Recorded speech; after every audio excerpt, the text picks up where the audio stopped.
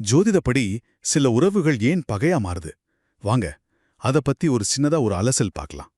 சில கிரக அமைப்புகள் பாருங்க ரொம்ப நெருக்கமான உறவுகளை கூட எப்படி பகையா மாத்துதுன்னு இந்த வீடியோ விளக்குது. முதல்ல 6ஆம் வீட்டோட பங்க பார்க்கலாம். ஜோதிடத்துல 6ஆம் வீடுனா எதிரிகள், சண்டை, போட்டிகள்னு அர்த்தம். இப்போ உங்க ஜாதகத்துல உறவுகளை குறிக்கிற 7ஆம் வீட்டு அதிபதி இந்த 6ஆம் வீட்டுல போய் உட்கார்ந்தா என்ன ஆகும்?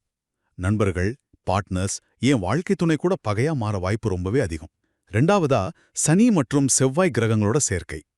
இந்த 2 கிரகங்களுமே இயல்பாவே ஒண்ணுக்கொண்ணு ஆகாத கிரகங்கள். இதுங்க ரெண்டும் ஜாதகத்துல ஒரே வீட்ல, அதுவும் குறிப்பா லக்னம் இல்லனா 7ஆம் வீடு மாதிரி முக்கியமான இடங்கள்ல சேரும்போது அது பெரிய வாக்குவாதங்களையும் உறவு முறிவுகளையும் உண்டாக்கலாம். கடைசியா சஷ்டாஷ்டக தோஷம். இது ரொம்ப முக்கியமான ஒரு விஷயம். அதாவது 2 பேரோட ராசிகள் ஒண்ணுக்கொன்னும் 6க்கு 8 அமைஞ்சிருந்தா ஆரம்பத்துலலாம் சூப்பரா தான் போகும். ஆனா போக போக சின்ன சின்ன கருத்து வேறுபாடுகள் கூட பெருசாகி கடைசியில நிரந்தர பகை உருவாகிடும்.